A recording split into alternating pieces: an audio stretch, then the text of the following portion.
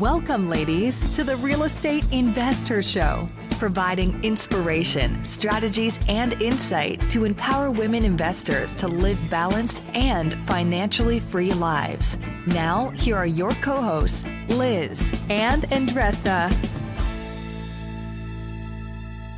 Investors, as we all know, financing deals can be very challenging. If you are looking for funding for your next real estate transaction, we want to introduce you to Fund That Flip. Fund That Flip is a lender that gets you fast and affordable capital on your 1 to 4 unit projects, including single family rental and new construction. Ladies, we have known the founder, Matt, and his company for many years, and they are the real deal. So, Andressa, where can they learn more? Ladies, if you're looking for great terms and reliable service, check out fundthatflip.com/investor. Jan Copeland is a sales strategist, success coach, top real estate agent, and organizer of She's Unstoppable Live. She started with nothing as an agent, and in 2017, her personal production was over 25 million, and her team's total production was just under 40 million. On today's episode, we discuss a ton with Jan, including the biggest mistakes to avoid in sales, how to truly influence others, what you could do today to be successful, and how to get more done with time blocking. Welcome back, ladies. This is Liz. And this is Andressa. Welcome back to the Real Estate Investor Show. We're excited to have you back and want to welcome Jan to the show this week. Welcome. Thank you, ladies. Fun to be here. Yeah, excited to jump into your story. You got a really amazing story. And Andressa, as we like to do, we kind of like to get connected to what we're up to and empowering women investors and all that good stuff. So, I'm reading a book. And with you, actually, it's called not with you, literally, like sitting together reading a book. Together, drink some tea. That would be interesting if we were reading during the day. So that's what we do. So we're virtually reading a book together called The Code of the Extraordinary Mind, and you've been raving about this book forever, and I'm really enjoying it, and I'm actually getting a lot of different things from it. But one thing that he was talking about was parenting. And I just wanted to mention this because I know there's a lot of moms and a lot of grandmoms listen to our show. So I think this would be of value because it's something that I have been doing wrong amongst the many things I've been doing wrong as a mom. But regardless, he basically goes through when your child does something wrong, he basically says, I don't know if you remember this in the book, he basically says, you have to ask yourself, what beliefs do you want that child to walk away from in that interaction? So in other words, they spill milk and you said, why did you do that? Or obviously, why did you do anything you do? Because you wonder why a 5-year-old does everything. That's what I am doing with my son. But instead of saying, why did you do this? He basically says, replace why with what. So what happened? What did you learn? What were the consequences? What will you do differently? And I'm like, wow, that is so... I'm like, what a moron. I've been like, why did you hit your sister? Why do you do the crazy things you do as a 5-year-old? He doesn't know. He doesn't have the mental capacity to tell you. Well, Mom, I'm really feeling a little anxious in this situation. What do I want him to say? So I was like, what a moron. I've been saying that forever. So now I'm like, what happened, Zachary? What can we do differently? And he actually answered it. I was like, oh, this is awesome. So I just wanted to share that because maybe I'm the last one to get that or even use that. But I'm like, this was powerful. And I got to share this. So yesterday I drove up to New Jersey and I was exactly on that chapter. And I was like, I bet Liz is going to talk about this. I'm dead serious. Oh my gosh. That's funny. And yesterday night I was playing with Lorenzo. We have this like big mattress. It's like a huge puzzle, right? And he was saying, oh, this is so hard. I was like, hey buddy, I was thinking like, why you're saying so hard? It's like, hey, let's make this easy. Okay. So we made like a music out of it. And we were like jumping around. I was like, nothing is hard. Everything is easy. Something like that. And that's cute. Just like, and I was like, nothing is hard, right? We just need to figure it out. An easy way to do it. He's like, yeah, mommy, we got this. Oh. And I was like, all right. God help me that I keep that in my mind in every single situation because that's what I want to get out of it. But even more than the children, I'm sure you see this, Jan. We're going to jump into Jan's awesome story here in a moment, but I'm sure we all experience, I often will ask myself, I did it the other day, like, why is this happening? Right? Why is the fill in the blank happening? Whatever challenges we're all experiencing. And it's like, that's not going to get us to what we want. It's like a never ending cycle. It's like, what happened? What can I learn from it? What were the consequences? And what am I going to do different? The same exact questions I'm going to ask my 5-year-old, I'm going to ask myself, and I'm 40, so, it just gives you perspective. So anyway, just wanted to share that with I think that's awesome. I just want to share, my son is Zachary, and Zachary, any kid with that name is going to give you a run for their money. I've heard that. Very independent, right? Yeah, is your son independent? Yes, he is. He has his own mind, and he's a freshman in college, and it's neat seeing him blossom. It really is. Wow. Oh, that's really cool. Well, without further ado, Jan, we love to ask our guests when, they come on the show and we kind of get things moving. What compelled you, to get into this business of real estate? And I know for you've done some investments, you have a huge experience as an agent and growing a team, marketing, all that good stuff. So for you, what compelled you to make that shift into actually the real estate, industry? Well, it was because of my husband. And I think before we started taping, I told you that I was a single mom. I was a single mom for 7 years. And all of that time, from the day after I graduated college until I decided to marry my now husband, I was in corporate. And I was in corporate sales, outside sales. Then I was being groomed for a regional VP. And so then I learned the marketing side at headquarters and things like that. And then when I had my Zachary, we were just talking about Zacharys, right? When I had my Zachary, we lived in Northern Virginia, which is a DC suburb. And the price, the cost of living there is exorbitant. It's like insane, right? Mm. And so my husband, I was like, honey, I have to make money, we need some help. Don't you think it would be better if I put my experience to use? And he said, no, I want you to be a stay-at-home. Well, then, I don't know, a year or two later, he goes, you know what, Jan? You're obsessed with HGTV. You want to do this investing in real estate, flip houses, etc. He's like, go get your real estate license. And at the time, we were in debt tens of thousands of dollars.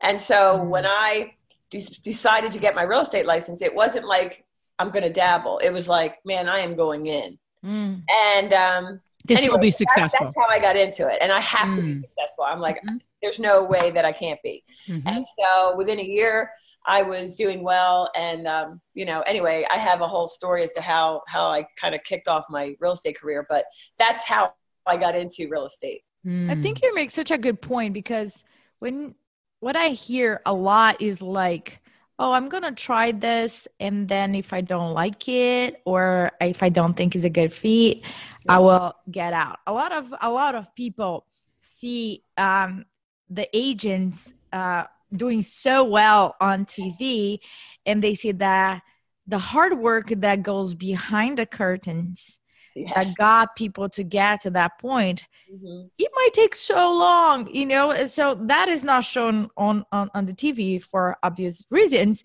But what you're saying is just, okay, I'm burning the bridge. Yep. The boat or whatever the quote is. Burning something. Burning everything behind, so I don't even look.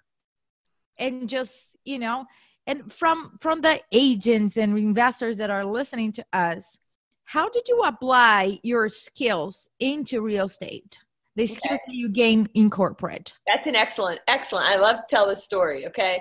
So, what I didn't tell you is we kind of moved out of Northern Virginia because it was so expensive and just so insane. Okay. Traffic, everything. So we moved to a secondary market, Winchester, Virginia, which is beautiful. And now it's becoming its own little metropolis. But anyway, so I landed here, and, the first day I'm like, I got all new outfit, new laptop, I'm sitting there, and then I'm like, uh-oh, now what? Now I got to make something happen, right? Oh, yeah. So I asked my broker for a mentor. I mean, they didn't give me one. I had to say, can I follow somebody around? So I followed this lady around, who is now a friend of mine, of course. And, I had my notebook, and what she did well, I wrote it down. What she did bad, I wrote that down too. Well, one time we went to, and this is back in 2007, we went to a house that had a big sign, Wells Fargo, on the front, Wells Fargo foreclosure. So anyway, we went in, blah, blah, blah. We came back. And on the way back, I said, you know what? How did that agent get that listing? And she goes, oh, Jen, you're cute. Are you going to be a Wells Fargo agent? I'm like, well, why not?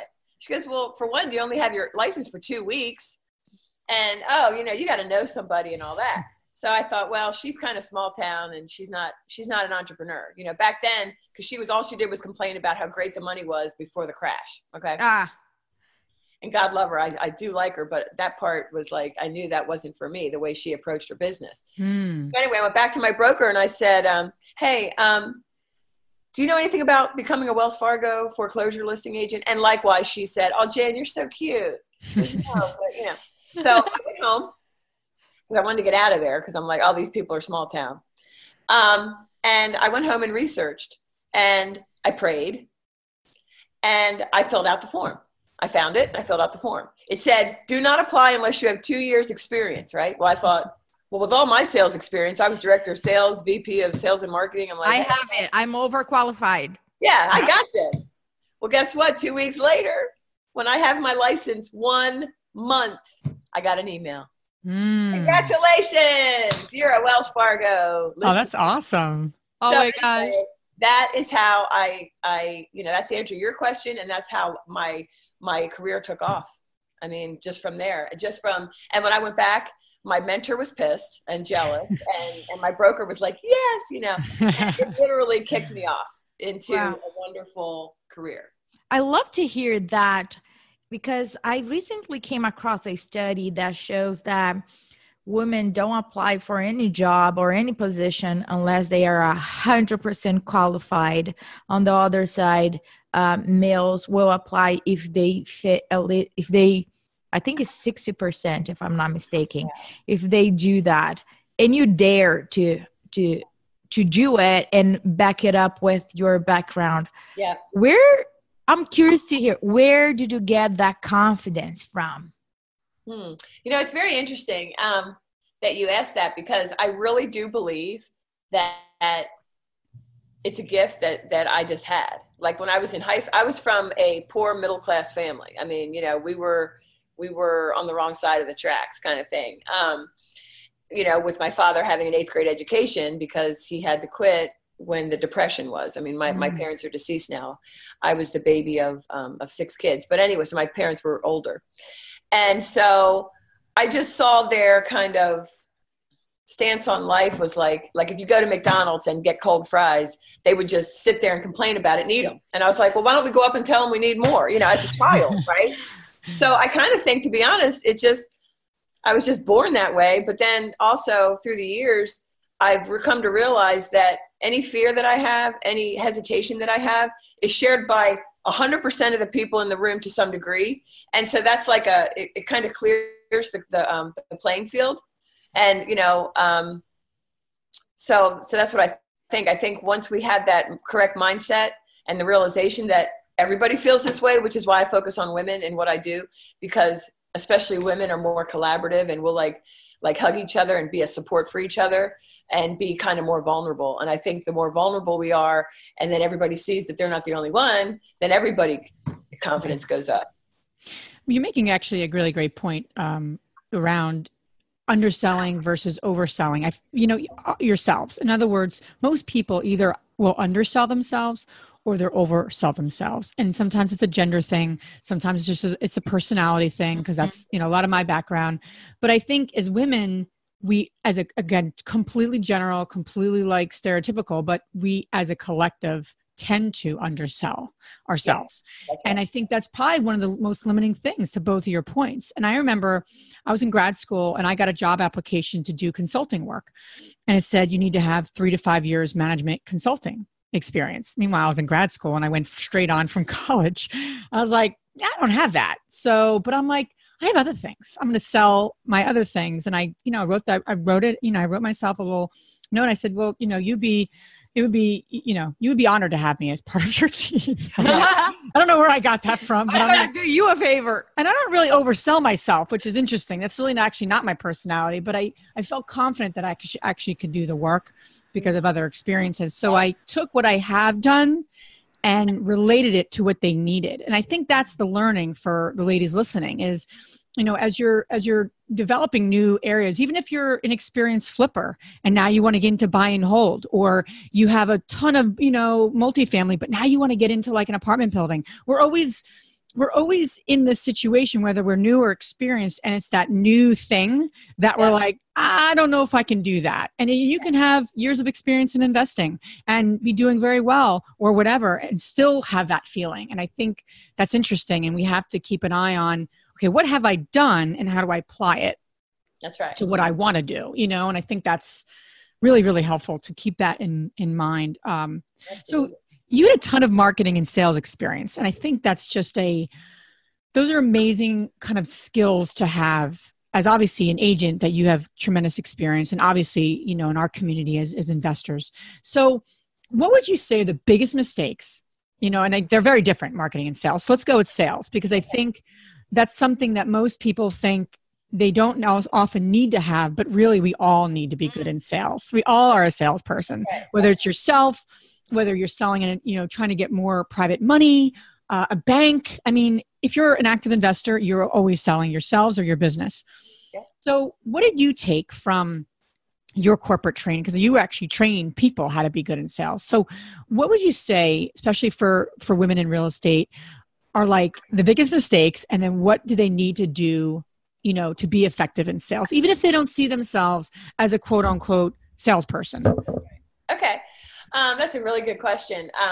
From the beginning, I would say my biggest mistake when I think about how I was when I graduated college and started sales, outside sales, and I was going to business, you know, decision makers, was that I wanted to brag about my business, and I wanted to brag about oh, look what it does. And, you know, like without even knowing where they were or whatever. And after a while, I figured out that it's not about me.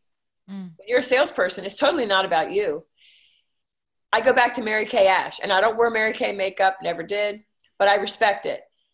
She makes sure that when she was alive, she made sure everybody she came in contact felt like the most important person. Somehow through the training I got, and then my own brain, finally it clicked, I had an intake form. And to this day, I have an intake form that I provide to all my agent clients. And, you know, for me as a real estate coach, for women agents, I ask questions.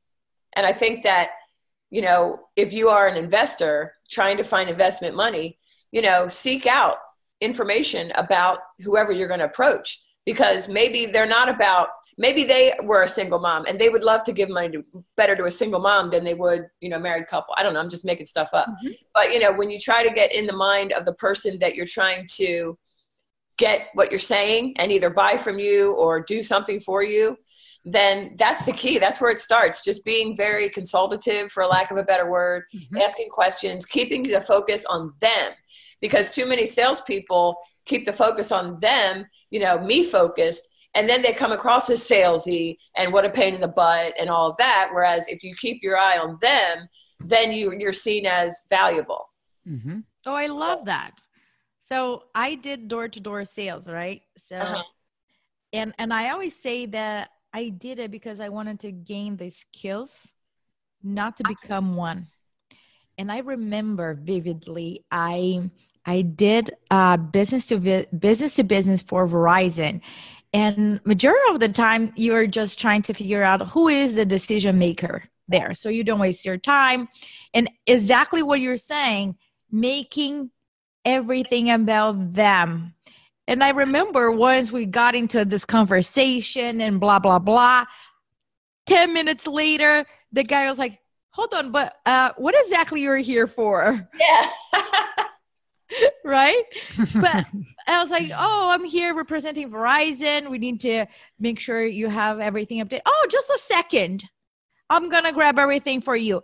I didn't have to go to my pitch or anything like that because the report was built. I believe everything can be applied for agents that are looking to buy a house for new buyers, or agents that are looking to work with investors. Right. I always get that approach, and they are talking about themselves. It's kind of like turn me off.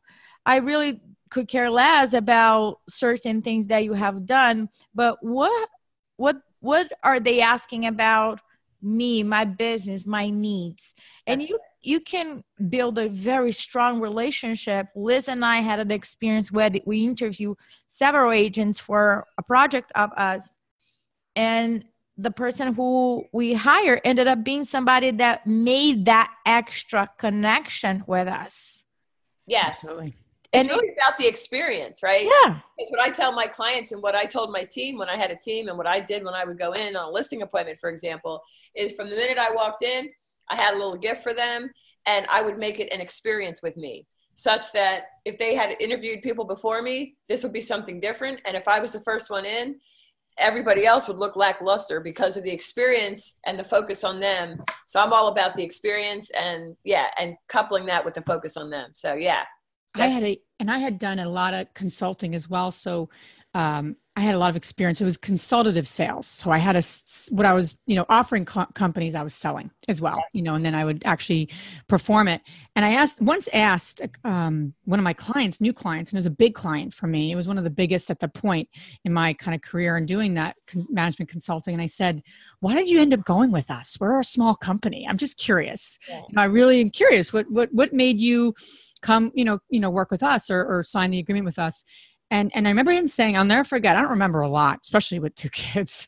I don't remember what I did yesterday, but I remember this so vividly. He said, it wasn't what you said to me. It was the questions you asked me. And that differentiated you from everyone else. And I was like, and that was probably 10 years ago. He said that to me. And I remember exactly where he was sitting. Remember how he said it. And I'm like, that's powerful. So as salespeople, it's not what you say to people. It's actually the questions you ask people about themselves, where they're headed, what their goals are. People want to feel connected. They want to feel important. They don't want to be sold to, but we all want to buy, as they say. Yeah. So that's awesome. I just remember him saying that. And I remember doing a lot of sales training in my tenure. And I used to ask the question, help me understand, and then fill in the blank. So help me understand where your goals are, or share with me. So those skills I use a lot. And that can be applied, for example, wholesalers that are looking to get a property under contract. Yeah. Or you're interviewing an agent or interviewing another investor, private money. Help me to understand where you're at and where you want to go, and how can we collaborate to fill the blank. Yeah. It's a soft way to ask the question, or whatever questions you're asking, right? Yep. That's awesome. So from that point where you decided to get your license to now, the amount of sales that you did last year, it's a big jump. And you have a brilliant career because you're not just doing for yourself. You're spreading your wisdom to other ladies. Mm-hmm. When did you make that choice to become a coach, or to just focus on the growth of other people? Well, that's an interesting question too. I like to keep things moving.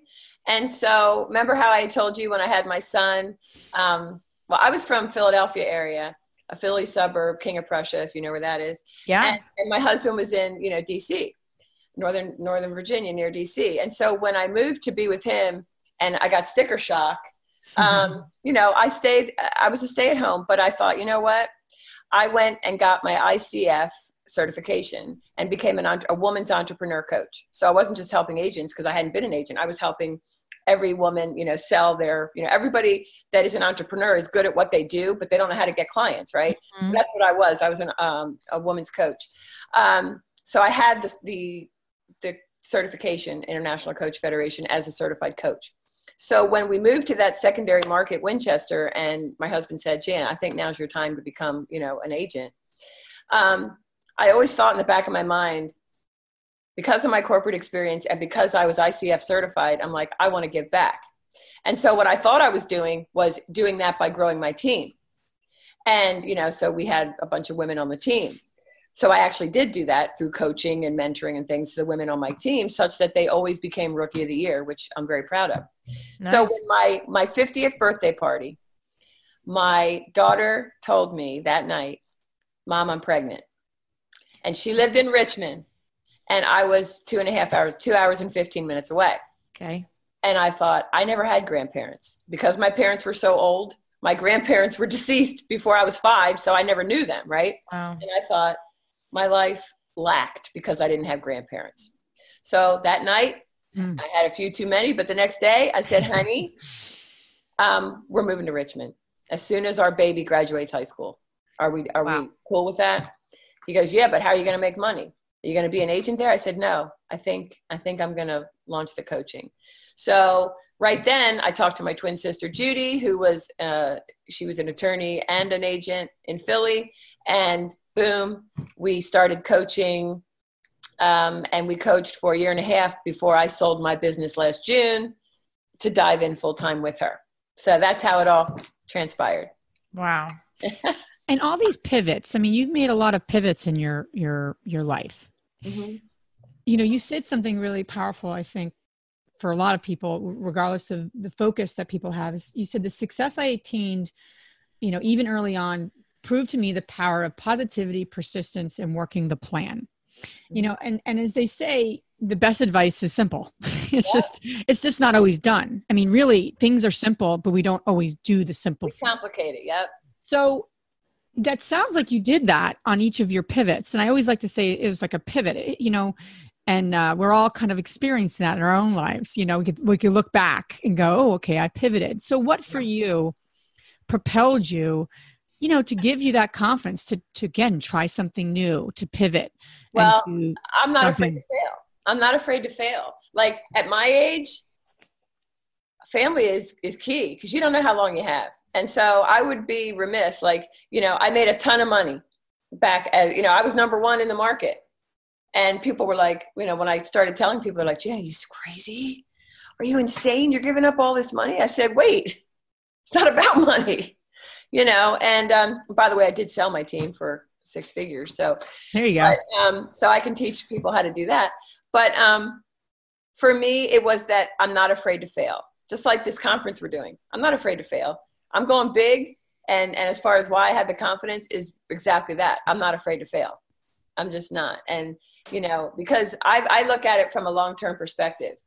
If whatever I do doesn't work, who's going to remember that? You know, it's like I don't want to live my life with regret, and I don't, because I just do things even if I fail. I don't care. I hear you. That might be a boring answer, but that's it's great. No.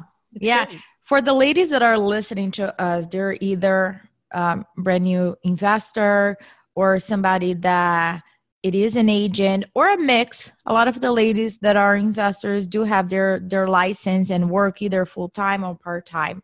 They are in this beginning stage and the journey seems very, very long, far away. The mountain seems like very, very complicated. And they have that fear of not working out. What would you say are their next steps to overcome those concerns that they have now? That's a great, great, great, great question. I would say, without a doubt, prioritize and don't overwhelm yourself. Because what people do, especially agents, because I mean, really in anything, investing, it doesn't matter. When you're what I like to think of as an infant, you know, brand new in it, everything looks surmountable. Think about a perspective of a 1-year-old child and what we know, you know, at our age. Of course it's a lot. So why do you expect that you're going to know everything overnight? And then they pile things on and next thing you know, they're overwhelmed and they're done. So my thing when I work with clients and when I had a team and I would talk to agents and even like as you talk to your investors that are starting out, I would just encourage them to, you know, think about what's important to them and prioritize. What is their vision? What is their vision from here to next year? Meaning, like when an agent says to me, I had 3 deals last year and I want to have 53 this year. That's not realistic. Look, I'll help you try to get there, but that's a lot. And unless you're going to sacrifice all of your other areas of your life and focus just on business, that's not going to happen. So I always like to help people set realistic goals, you know, stretch of course, but what's most important by this time next year, if you have this, you'll be, feeling like you've accomplished something, because you can't compare yourself at this level to somebody at this level, because you're going to set yourself up for failure. And isn't that like the worst for all of us? Like it's just, especially with social media, Facebook, and, people say it's, fake book, because it's, it's not that it's fake, but it's, we don't really talk about the stuff that's not working. We celebrate things, anything that's, and it should be that way, right? Kind of depressing to go on Facebook and read a bunch of all this, complaining, but it's so interesting you're saying that, because I feel like we don't ask that question enough. Like what's most important? And then what's going to lead me toward my vision, and how do I make it happen? Prioritizing. And the reason we don't do it is exactly what you just said, because we worry more about what other people are going to think of us than what we think of ourselves. And then we end up hating ourselves. So many of my clients, we do a life assessment survey in the beginning, and we realize that they don't say they hate themselves, but I can see that they hate themselves on the freaking paper, because they're mad that they didn't do this, or they live their life in regret. And so that's why it's time to simplify. Every year I have a word. My word this year is simplify. Because even I fall into the trap of, let me do a million things. No, it's too confusing for not only myself, but for my husband, my family, just simplify. I love that. Yeah, it's funny that you're mentioning that, because we have a mastermind group that we run for a couple of years. And there was a common theme at the end of the year that everybody was simplifying things. Yeah. I think when you get to that realization that, okay, you probably have millions of other ideas and projects, but what is really in front of you right now, and how can you simplify that, not make it too complicated? Yeah. Otherwise, it's just like a never-ending to-do list. And so you won't feel that you're accomplishing much. Yeah. Right? So in terms of, on the questionnaire, you said that you were extremely good at blocking time. Mm-hmm. Is that how you used to prioritize things?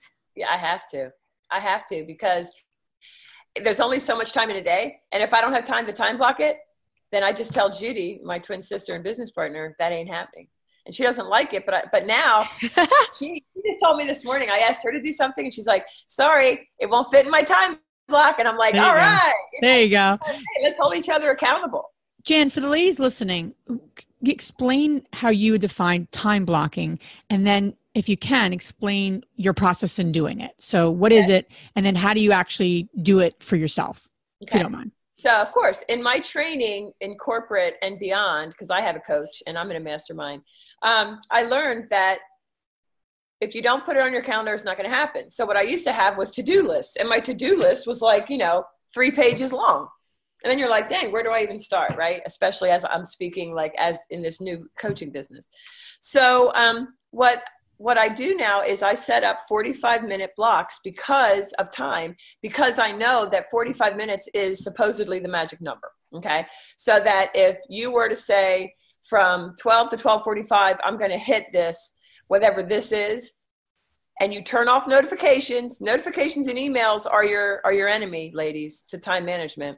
Turn them off. Okay. I close my laptop. I turn my notifications off my phone. And then I'm focused on that thing for 45 minutes. After that, your brain, so then I set my phone for 45 minutes. I actually set my phone for 45 minutes. When it goes off, I'm done. I hit save. I do whatever, even if I'm not done at that point. I get up, like on these last beautiful days we've been having in Virginia, go for a walk, get away from it. Because if you pound, you're gonna have a nervous breakdown. You got to have that time. So basically, I have 5 time blocks of 45 minutes per day, and I decide what I'm going to put in there, because I have to reserve other time for the fill-in of the stuff that you don't expect, like a issue, my laptop ain't working, or God knows what could happen, or some emergency. As entrepreneurs, we have emergencies that come up. And so I'm not, I have set times in my calendar, but I'm not scared if I'm supposed to do something from 11 to 11:45 and I get a customer call or something, I'll just move that time. So I think what happens is sometimes ladies get to, see, there we go again. I thought I'd do this time blocking thing, but now no. Right. Self-sabotage. You throw my day off. Now I can't. Now I'm done, But so you have to be flexible, but I've found that 5 45-minute blocks works well for me. And do you use Google Calendar or any other apps or? Yeah, I use Team Up Calendar. It's called teamup.com, which looks exactly like the Google Calendar, but it allows me and my twin sister and our director of marketing to know where each other are. And, I have it on my phone, so it's probably just like Google. I just found it when I was an agent and had a team. That's great. That's great. That's awesome. And I love that idea of being scheduled but flexible, because it is. It's like you have to be mindful of like all the things that are going to happen, but be proactive too. Yeah. So. And one last thing is I read a book from a lady in Philly who I can't remember her name, but she's a bigwig. If you Google Time Management Philadelphia, you'll probably find her. But her book was about scheduling your priority for the week as opposed to the day. Because some days, like one time I flushed my toilet in the morning and my husband wasn't around and I didn't know how to stop the toilet. And, so it took, I don't know, only 10 minutes till my husband walked in the door and he was freaking mad at me because of course we had a flood. Okay. He's like, Jan, I always showed you how to do that. And he's a really sweet guy. But I mean, when he came home and saw the hell that was there, that whole day was done. Okay. There was no work done that day. I still have PTSD every time I flush a toilet. But I'm just saying but if you look at something like, what do I want to get done in this week? You're good. If you look at everything as a day, it's just not going to be you're not setting yourself up to win. That makes total sense, because then if something happened with your toilet today, you can kind of shift the other things around for the rest of the week. Otherwise, it's just a frustration from beginning to end every single day. I love that. I'm going to hunt that woman, Liz. Yeah. Over here. I love that. We need to have her on the show. Yeah. Laura. I think her name's Laura. I'll try to get it to you.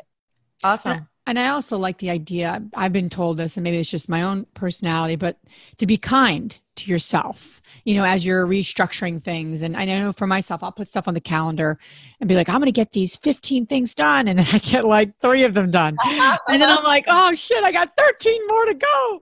But I'm like, I have to. And then I start getting into that monkey mind of like, I'm just not getting enough done. I don't have enough time and blah, blah, blah, blah, blah, blah.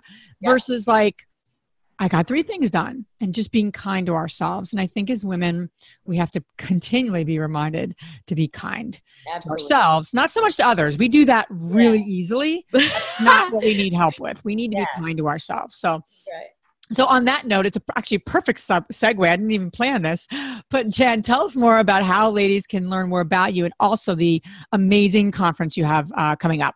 Okay. So let's just see. Let's say how to get in touch with me. We are on Instagram at Livy Girls, LIVYGIRLS. So at Livy Girls on Instagram. All your ladies are welcome to join our women community of over 25,000 like-minded women in real estate. No matter what you do in real estate, it's called Girls Guide to Outrageous Real Estate Success. Girls Guide to Outrageous Real Estate Success. And then friend me on Jan Copeland on Facebook. I would love to connect with your viewers or your listeners. And then about the conference, basically, you may have heard take the online offline.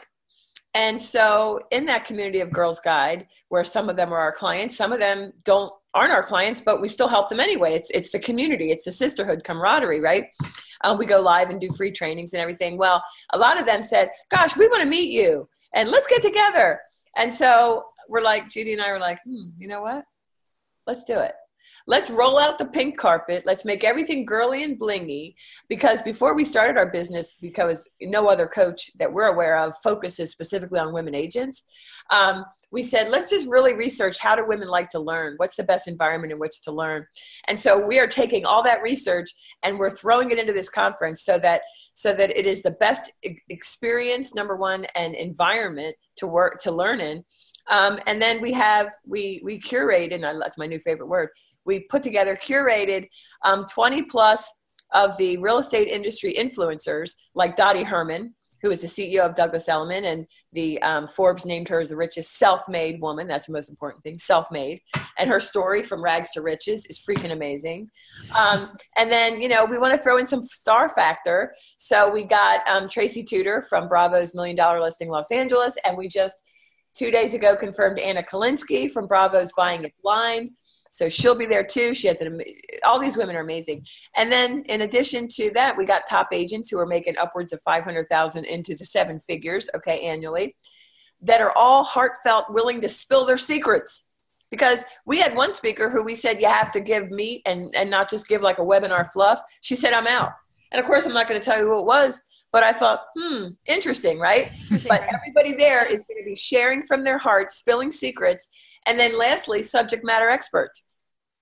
We have a Pinterest woman who, if you know, Pinterest is the 3rd largest search engine, right? It's Google, YouTube, Pinterest. How many agents or investors are on Pinterest? Hello, that's where women are. And so, she's going to be there. We have somebody that gets half her business from YouTube's, and we also have a YouTuber, a Facebook, and an Instagram expert that are subject matter experts that are going to be speaking from the main stage, sharing with us finally their secrets. So to me, it's like everything in one. We have cocktail reception, we have fun, we have shopping. So we've thrown everything. Just a 2-day experience that will be life-changing is what our goal is. And we know that will happen.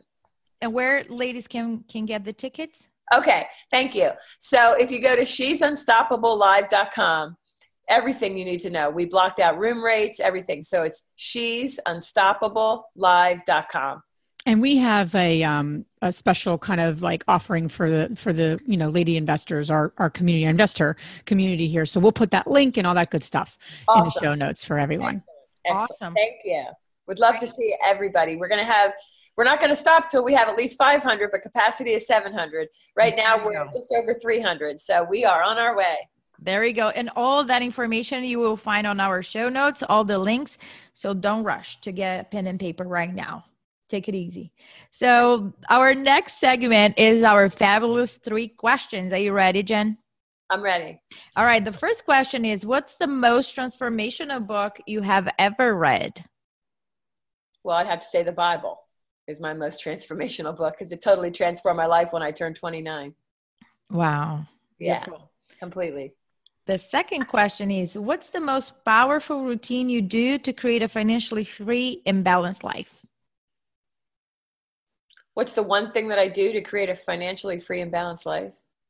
I keep my focus where I say, and it's really on family, honestly.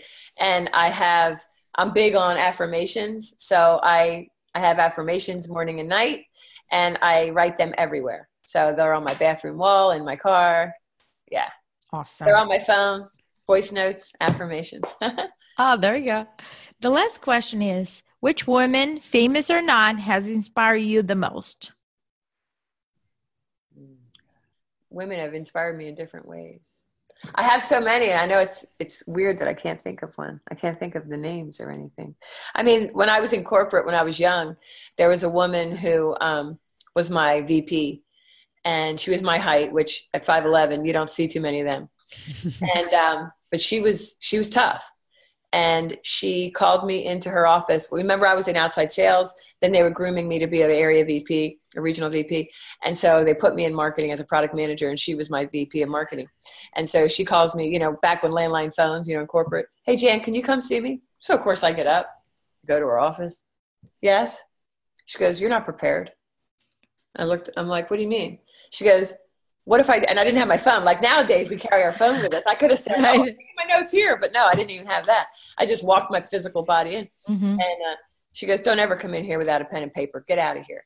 And of course I was mortified, pissed. I was pissed and mortified, but guess what?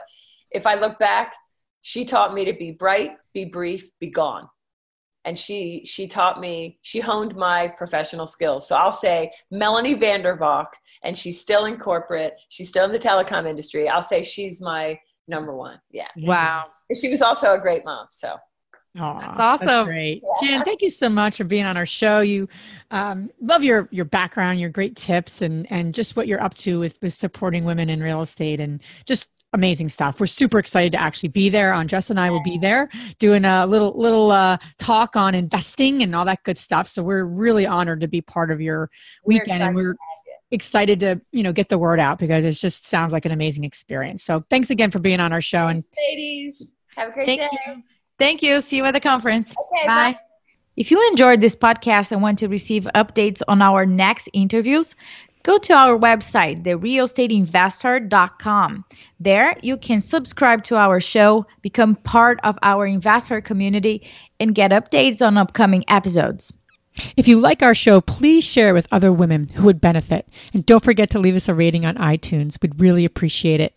And as always, we encourage you to take one action as a result of today's show and put it into motion so you can live both a financially free and balanced life. Thanks for spending time with us.